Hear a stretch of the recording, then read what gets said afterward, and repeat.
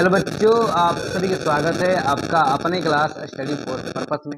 और आज के इस क्लास में हम लोग पढ़ने वाले हैं लोकतांत्रिक राजनीति शास्त्र का पाठ 1, जिसका नाम लोकतंत्र में सत्ता की साझेदारी है। आज हम लोग इस पाठ से प्रश्न नंबर 6 को हल करेंगे, जो आपके लिए और आपके बोर्ड परीक्षा के लिए काफी महत्वपूर्ण है। आपको हम बता दें कि यह प्रश्न आपके बोर्ड परीक्षा में 2 नंबर के पूछे जाते हैं, तो इसलिए आप लोग ध्यान से देखिएगा और समझने का प्रयास कीजिएगा। देखिए, आप लिखने का प्रयास में नहीं रहिए, अभी समझिए, ठीक ना। अगर आप समझ लेते हैं तो आप अपने मन से बोर्ड परीक्षा में लिख सकते हैं। मान लीजिए कि हम लिख दिए हैं, आप देखकर लिख लिए, तो हो सकता है कि आप राटा मारेंगे और राटा मार याद करेंगे। मान लीजिए कि किसी समय आप रिवाइज नहीं किए, ठीक ना, किसी समय आप पढ़े नहीं, जब पढ़ेंगे नहीं आप तो भूल जाएंगे। और आप समझ लेते हैं तो आप अपने मन से बोर्ड परीक्षा में लिख सकते हैं, तो इसलिए आप लोग समझिए, ठीक है। चलिए, प्रश्न नंबर 6 है, भावी समाज में लोकतंत्र की जिम्मेवारी एवं उद्देश्यों पर एक संक्षिप्त टिप्पणी लिखें। प्रश्न में हम लोगों से कहा गया है कि भावी समाज में लोकतंत्र की जिम्मेवारी क्या है, उनका उद्देश्य क्या है, इस पर आप छोटे शब्दों में बताइए हमको, ठीक ना। देखिए, भावी समाज में लोकतंत्र, पहले लोकतंत्र के बारे में समझते हैं, लोकतंत्र होता क्या है, ठीक ना। पहले आप लोकतंत्र के बारे में समझिए। देखिए, लोकतंत्र का मतलब होता है, लोक मतलब होता है लोग और तंत्र मतलब होता है शासन। ऐसी शासन व्यवस्था जिनमें लोगों का शासन हो, ठीक ना। ऐसी शासन व्यवस्था जिसमें लोग अपने मन से निर्वाचित में खड़े उम्मीदवार को चुनकर विधायिका बनाते हैं, ठीक ना। अब बताइए, चुनकर कैसे? अपने वोटों के मत से बनाएंगे उनको विधायिका। लोकतंत्र किसे कहते हैं? देखिए, लोकतंत्र एक ऐसी शासन व्यवस्था है जिनमें लोग अपने मन से, अपने मतों के अधिकार से किसी व्यक्ति को, जो उम्मीदवार खड़े होंगे, उनको वोट देकर क्या करते हैं? जिताते हैं, ठीक ना। उन्हें विधायिका बनाते हैं। चलिए, इन्हें हम कहते हैं लोकतंत्र। अभी हमारे समाज में लोकतंत्र ही है, ठीक है। चलिए, समझ में आ गया लोकतंत्र। अब बता रहे हैं कि लोकतंत्र जिम्मेवारी क्या है। देखिए, हम लिखे हुए हैं कि भावी समाज में लोकतंत्र की जिम्मेवारी बहुत ज़्यादा बढ़ गई है, ठीक है ना। जो हमारे समाज में लोकतंत्र जिम्मेवारी है बहुत ज़्यादा बढ़ गई। देखिए, आज के बाद नहीं, इससे पहले भी, ठीक ना। आज हमारे समाज में विभिन्न प्रकार की विभिन्नताएं पाई जाती है। अब बताइए, विभिन्नताएं क्या होती है भैया, हम अब ये नहीं जानते हैं। लिखवा देंगे, आज हमारे समाज में विभिन्न प्रकार की विभिन्नताएं पाई जाती है, तो कहेंगे हम विभिन्नताएं ही नहीं जानते। देखिए, हमारे समाज में अनेक प्रकार के भाषा, जाति, धर्म, लिंग, नस्ल आदि के लोग रहते हैं और आपस में मिलजुल कर भी रहते हैं तथा एक दूसरे को मदद भी करते हैं। तो इन्हीं समाज को हम लोग सामाजिक विभिन्नताएं कहते हैं। सामाजिक विभिन्नताएं मतलब विभिन्न समाजों में होकर भी, विभिन्न भाषा, धर्म, जाति होकर भी आपस में एकता की भावनाएं बनाए रखें। आपको हम बता दें कि सामाजिक विभिन्नताएं ही आगे चलकर सामाजिक विभाजन का रूप लेती है। देखिए, जब तक आप एक दूसरे से बातचीत करते हैं प्रेम से, तब तक सही है, और जब लोग आपस में मिलजुल कर न रहेंगे तो उस समय सामाजिक विभाजन का जन्म होता है। तो हमें भरोसा है कि आप लोग सामाजिक विभिन्नताएं भी समझ गए, ठीक ना। चलिए, उसके बाद लिखे हैं, एवं हमारे समाज में जाति, धर्म, लिंग आदि को लेकर भेदभाव किया जा रहा है। देखिए, ऐसा नहीं, डॉक्टर भीमराव अंबेडकर जब थे उस समय से हमारे जाति, धर्म, लिंग को लेकर भेदभाव किया जाता है और आज भी हमारे समाज में यह मौजूद है, ठीक ना।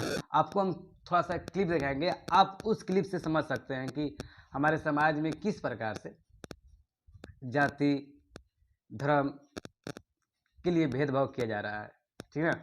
आपको थोड़ा सा वीडियो दिखा देते हैं, पहले आप लोग वीडियो देख लीजिए, ठीक ना। उस वीडियो को देखेंगे ना तो आप समझ जाइएगा कि हमारे समाज में किस प्रकार से जाति के लेकर छुआछूत बीमारी है, अभी भी है कि नहीं है।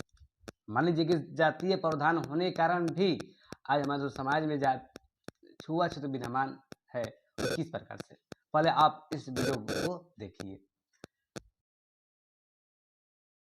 अरे अरे जे का कर दिए का दिमाग में भूसा भरो है तुम्हारे। साइकिल को छू कैसे लिए तुम? घिस घिस के धोना पड़ेगा। अरे कौन जात हो, किसका सामान छू रहे हो, जरा देख। ठीक है, माताएं बहनें विशेषकर आप सभी को अयोध्या में राम मंदिर का दर्शन करना है ना? करना है या नहीं करना है? खर्चा होगा ना? होगा ना? मगर मैं कहता हूं नहीं होगा यार। हम सुनते हैं वो हम पागल बनाती है। देखिए 3 दिसंबर को भाजपा सरकार बना दो। भाजपा मध्य प्रदेश सरकार सभी को बारी बारी फ्री ऑफ कॉस्ट अयोध्या में रामलल्ला का। आप समझ गए कि हमारे समाज में जाति को लेकर कैसे भेदभाव किए जा रहे हैं। तभी तो भीड़ बकरियों आपको इस वीडियो में हम आगे जो शुरू वाला वीडियो दिखाए हैं उस वीडियो में हम आगे आपको डाउनलोड किए थे, तो उन्हें आगे नहीं डाउनलोड किया। तो उसमें ये बताया गया कि ना जब वो काम किया तो वो रुपये मांगा, ठीक ना, रुपये मांगा तो साइकिल छूट गई। तो उस औरत ने साइकिल को लेकर बहुत बातें कही, और जब पैसा कुछ ज़्यादा ले लिए थे, मतलब 50 रुपये लिए थे और उनको 20 रुपये देना था, तो कहीं वो औरत कर रही थी कि इसमें ना पैसे में कोई छुआछूत नहीं है, ठीक ना, और सब में छुआछूत है, समझ लीजिए आप। छोड़ो, चलिए उस बात को हटाते हैं। अब समझ गए होंगे कि हमारे समाज में जाति को लेकर कैसे भेदभाव किए जाते हैं।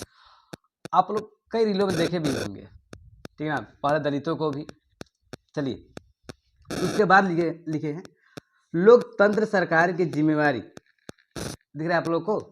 एक मिनट ऊपर कर लेते हैं। देखिए, लोकतंत्र सरकार की जिम्मेवारी यह भी बनती है कि विभिन्न समुदाय के साथ ऐसा व्यवहार करे ताकि लोगों में एकता की भावनाएं बनी रहे, ठीक ना। यही सबसे बड़ी जिम्मेवारी है, ठीक ना।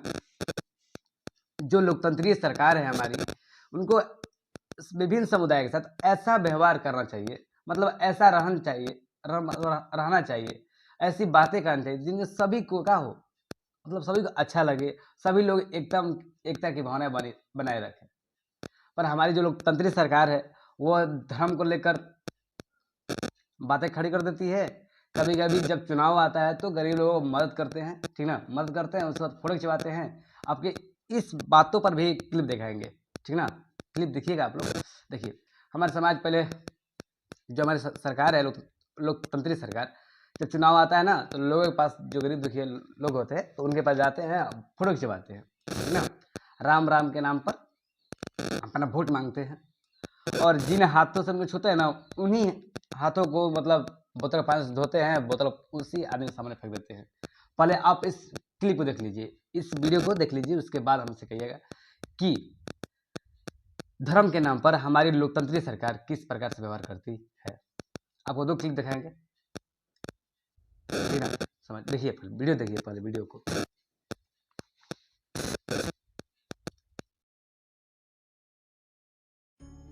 अयोध्या में भव्य और दिव्य राम मंदिर बनकर लगभग तैयार है और अब इसके प्राण प्रतिष्ठा की तैयारी की जा रही है। सब कुछ ठीक रहा तो जनवरी 2024 में भव्य श्री राम मंदिर के गर्भगृह में आज ही भर देना, आखिरी दिन है। भाई राम राम तो कह लोगे, पर राम सा दुख भी सहना होगा। पहली चुनौती ये होगी कि मर्यादा में रहना होगा, और मर्यादा में रहना मतलब कुछ खास नहीं कर जाना है, बस त्याग को गले लगाना है और अहंकार जलाना है।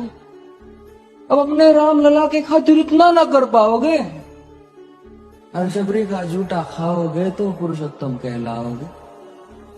कि तुम लोगों के नाम जपो में पहले सा आराम नहीं, जबरदस्ती के जय श्री राम में सब कुछ है, बस राम नहीं। तो सोच समझ कर राम कहो तुम, ये बस आतिश का नारा नहीं, जब तक राम हृदय में नहीं तुमने राम पुकारा नहीं। सुना वो वाइफ को एडमिट किया। तंत्र का उद्देश्य क्या होना चाहिए? देखिए, भावी समाज में लोकतंत्र का उद्देश्य यह होना चाहिए कि समाज में हो रहे हैं सामाजिक विभिन्नताएं, ठीक ना, समाज में हो रहे हैं सामाजिक विभिन्नताएं एवं असमानताओं के बीच सामंजस्य बैठा है, ठीक ना। भावी समाज का उद्देश्य यह होना चाहिए कि जो हमारे समाज में जाति, धर्म, लिंग आदि को लेकर भेदभाव जो किए जा रहे हैं, जो असमानताओं सबके समान रूप से नहीं देखा जा रहा है, तो उनके बीच सामंजस्य बैठा है। ठीक ना। सामंजस्य मतलब होता है उनके बीच साफ बोला है, लोगों को बताया जाए कि यह गलत बात है। जैसे आजकल हमारे समाज में यह हो रहा है कि एक जाति धर्म को बड़ा मानकर दूसरे जाति से झगड़े करते रहे हैं, मतलब सांप्रदायिक दंगे करते रहे हैं। तो इससे क्या होता है, इससे हमको ही हानि पहुंचता है, हम लोगों को ही हानि पहुंचता है। नहीं, समझ लीजिए, झगड़ा हम लोग करेंगे तो क्या सरकार का नुकसान पहुंचेगा? नहीं, हम लोगों का नुकसान पहुंचेगा। अब लगले ही आपने जब देखे होंगे, कभी आप रील देखते होंगे तो उनमें देखा गया होगा कि एक लद्दाख में उनका नाम याद नहीं पड़ रहा है, जिस पर ना 3 इडियट मूवी बनी हुई थी। वह 21 दिन के लिए भूख हड़ताल में थे, तो उनके पास कोई मीडिया नहीं पहुंची। लेकिन जब सीमा हैदर पाकिस्तान से हिंदुस्तान आई तो उन पर लाखों मीडिया वाले ना क्या कहें, बहुत मतलब टीवी बहुत चला। पर उन लद्दाख में जो हो रहे हैं वो कह रहे थे कि पर्यावरण को मतलब बनाए रखे, वही उनका नाम याद नहीं पड़ रहा है, यही बात कर रहा था, ठीक है ना। तो अब समझ सकते हैं कि जो सामाजिक विभिन्नताएं हैं, असमानताएं हैं, के बीच सामंजस्य से बैठा है, उनको बातों को सहमति में लाए। देखिए ये गलत बात है, आप इस काम को मत कीजिए, ठीक ना। जैसे एक जाति धर्म को बड़ा मानकर क्या दूसरे झगड़ा कर रहे हैं, तो इससे क्या होगा, इससे हमारी ही हानि होगी, हम लोगों का ही हानि होगा। तो इस प्रकार से नहीं होने चाहिए, ठीक ना। लोग तो जिम्मेदारी ये भी बनती है कि सामंजस्य से बैठाएं। उसके बाद हम लिखे हैं कि भावी समाज में लोकतंत्र का उद्देश्य यह होना चाहिए कि समाज में ऐसी आर्थिक व्यवस्था हो जिसमें सभी लोग अपनी न्यूनतम आवश्यकताओं को आसानी से पूरा कर सके, है ना। भावी समाज में लोकतंत्र का उद्देश्य यह भी होना चाहिए कि समाज में ऐसी आर्थिक व्यवस्था हो जिसमें सभी लोग अपनी न्यूनतम आवश्यकताओं को आसानी से पूरा कर सके। जो छोटी छोटी बातें हैं तो लोग आसानी से पूरा कर सके, ठीक ना। तो इस प्रकार से हम लोगों को प्रश्नों को अच्छी तरह समझिए और आप लोगों को लिखना है तो सबसे पहले लिखिएगा कि भावी समाज में लोकतंत्र जिम्मेवारी एवं उद्देश्य निम्न प्रकार से है। पहला देखिए, आपका मन होगा तो इस पर लिख सकते हैं कि लोकतंत्र सरकार, देखिए संक्षिप्त में क्या आ गया है, हम लोग कहा गया छोटे शब्दों में लिख के बताइए हमको, तो हम लिख देंगे यहाँ से लोकतंत्र की जिम्मेवारी ये भी बनती है कि विभिन्न समुदाय के साथ ऐसा व्यवहार करे ताकि लोगों में एकता की भावनाएं बनी रहे। और एवं लोकतंत्र का उद्देश्य यह है कि भावी समाज का लोकतंत्र का उद्देश्य यह होना चाहिए कि समाज में ऐसे आर्थिक व्यवस्था हो जिसमें सभी लोग अपनी न्यूनतम आवश्यकताओं को पूरा कर सके। तो इस प्रकार से आप लिख कर, ठीक ना, लिख सकते हैं बोर्ड परीक्षा में, तो आप लोग 2 नंबर मिल जाएगा, ठीक है। चलिए दिख रहा है आप लोगों को, 1 मिनट। तो हम कहते हैं कि सबसे पहले आप लोग लिख लीजिए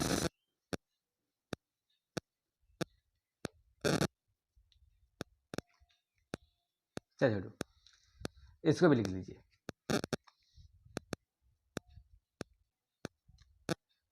देखिए अभी आप लोग तैयारी शुरू कर दीजिए, अभी से हम आपके लिए वीडियो लाते रहेंगे, इसी प्रकार से समझाने का पूरा प्रयास करेंगे आप लोगों को। चलिए हमें भरोसा है कि आप लोग लिख लिए होंगे। चलिए छोटू, आज इतना ही, अब हम मिलते हैं अगले क्लास में। इतना के लिए बाय। तैयारी कीजिए आप लोग।